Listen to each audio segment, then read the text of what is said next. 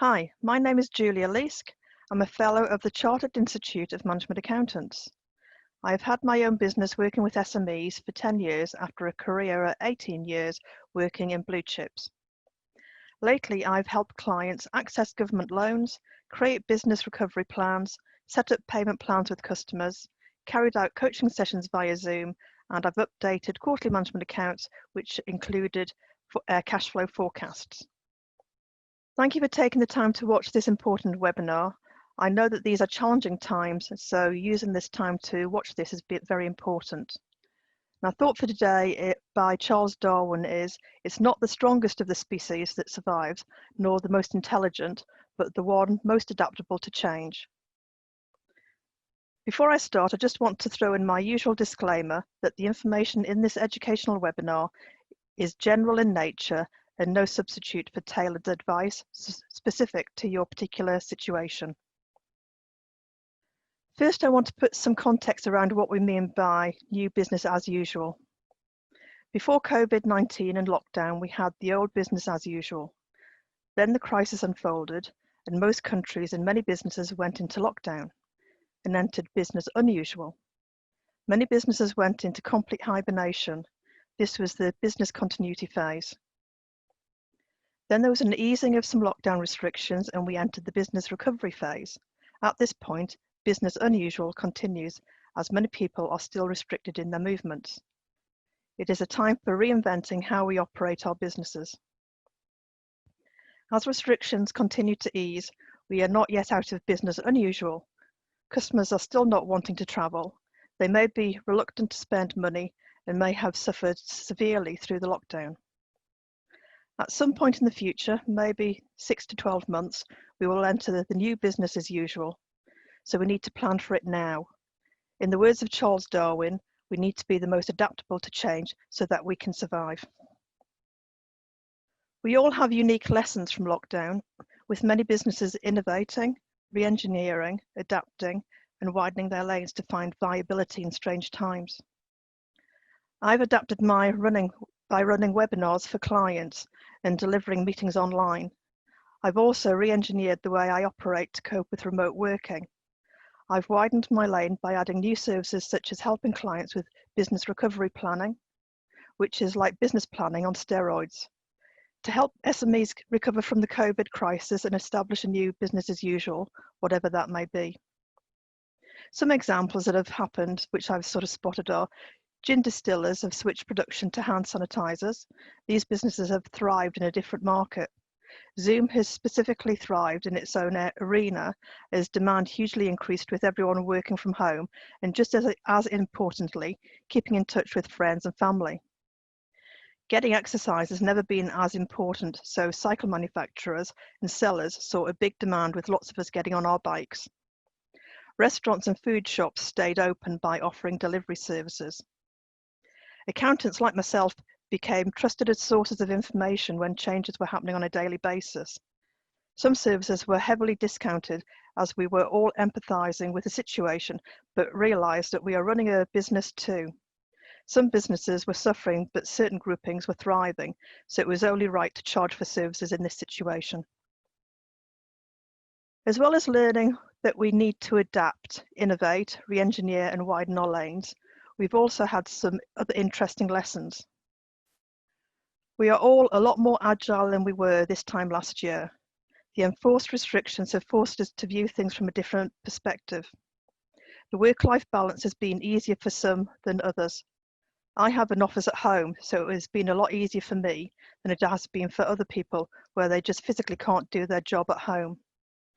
A friend of mine is a beauty therapist, and it is only this week that she's been able to offer a near normal service. Communication via technology has become more every day, as even our elderly parents have had their daily chat via a device such as an iPad.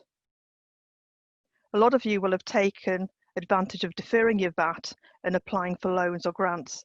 This injection of cash has, I'm sure, helped you over the past few months to keep your head above water.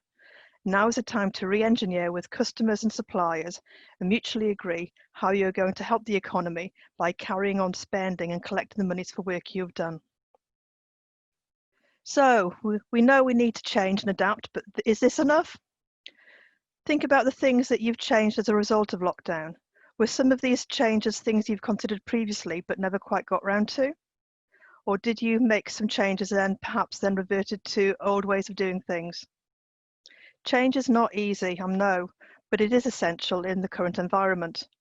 I'll now share 4 mindsets that will help make change easier for you in future. In times of crisis, we have 2 choices about how we respond.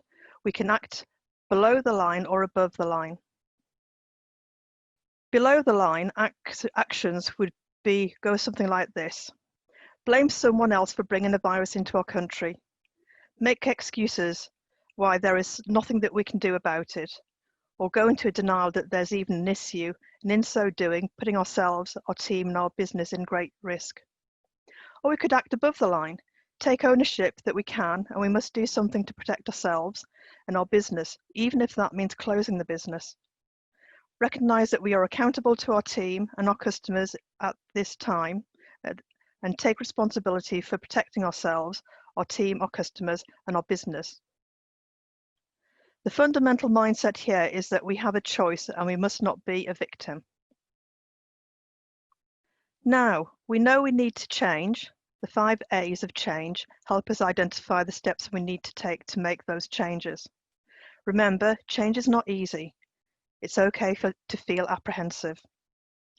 The first step is to be aware of what changes need to happen, why it needs to change, and what will happen if things don't change. The next step is to accept that you must change. It's likely that the COVID-19 crisis has raised your awareness and acceptance that change is necessary. The third step is to take action. Without action, nothing will change and your business will struggle to recover.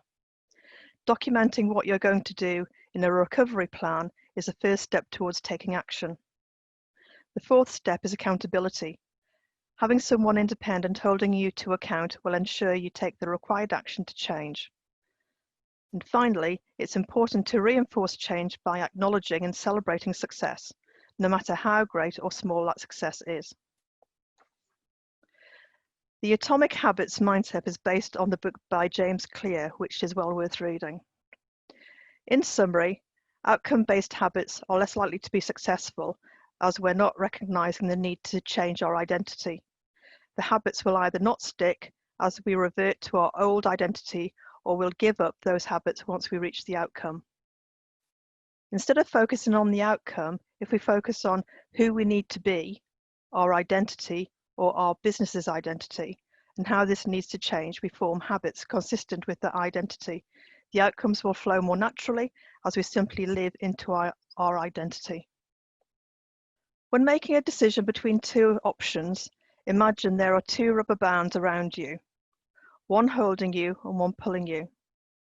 Both rubber bands are equally important. One represents careful consideration, doing things step by step with great process and identifying and mitigating risks. The other represents the need for change, progression, and finding better ways to reach your goals. By analysing what's holding you and what's pulling you, the result will be carefully considered way forward. The rubber band model is also useful if 2 business owners have different views on what changes look like. One may be wanting to dot the I's and cross the T's and manage risks and create robust processes. The other might want to move forward to capture new opportunities for innovation, adaptation, and re-engineering, but may not have considered all the risks. This model helps bring these divergent and important viewpoints together to find consensus as the best way forward.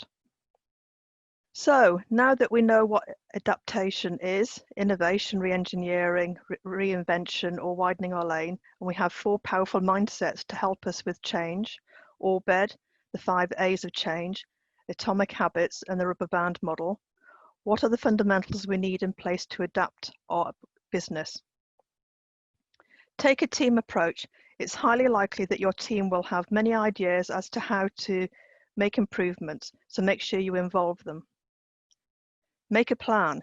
During lockdown, it's likely you thought of many ideas of how to adapt. If there's more than one owner of the business, there's a risk that you'll have divergent ideas. Make a plan ensures that you get alignment and clarity on your own business direction. Budgets. A revised personal budget with trimmed costs helps reduce the cash flow strain.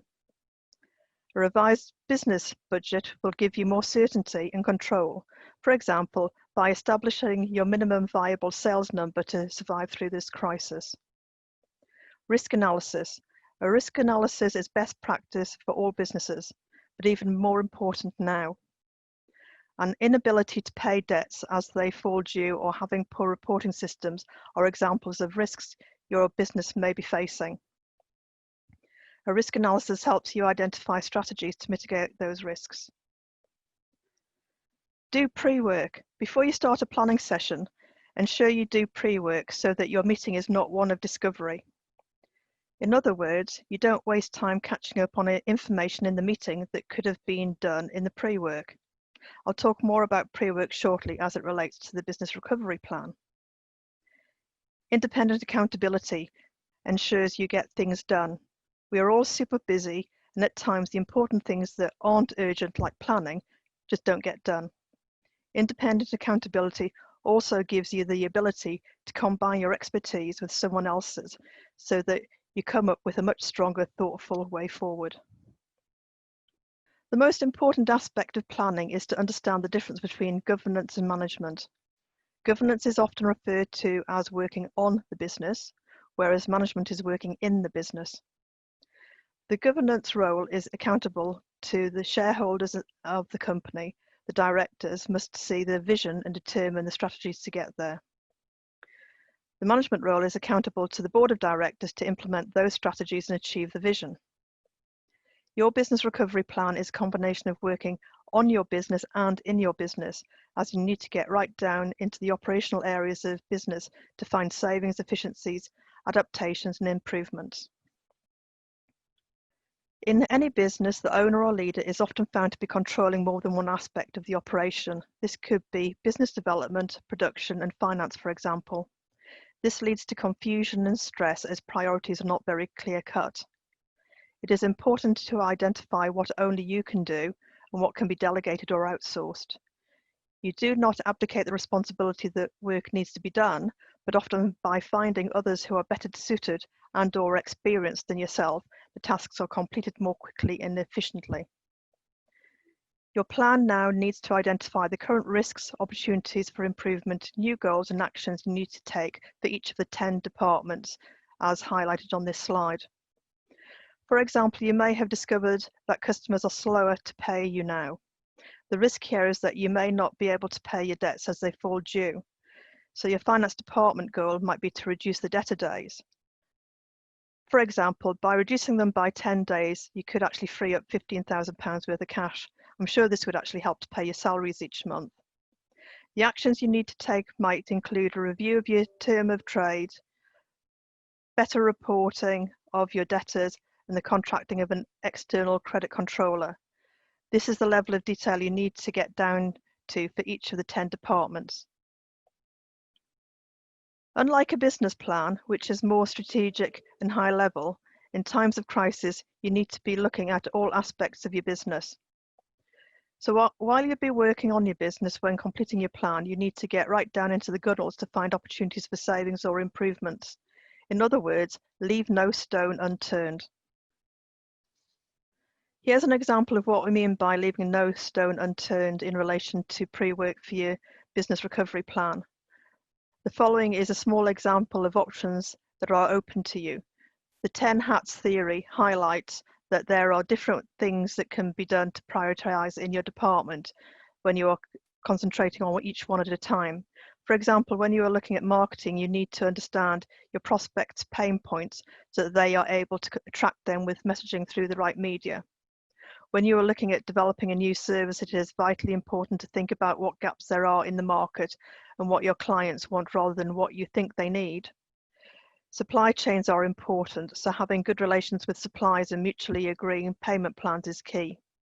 The more detailed the pre-work, the better the plan will be. There are likely to be many questions you will not have even thought about before you start the pre-work and get colleagues' input at this stage. Let's look at how we can pull this all together as a complete plan. Depending on your circumstances, your recovery plan should include 1. Your personal budget, 2. Your risk register, 3. A business recovery plan, 4. Business forecast, 5. An updated organisation chart if you have a team of people, and if you are applying for finance, you need a finance application. The outcomes of a completed plan include certainty and alignment about how to adapt your business to survive and thrive, reduced cash flow strain on your business by reviewing your personal spending, clarity about things like your minimum viable weekly sales number or the key projects you need to get done in the next 90 days, a complete package to share with your financiers in support of existing or new lending, and finally, a peace of mind and the ability to sleep at night knowing that you have a plan in place. You may not need to do all of this work at the same time.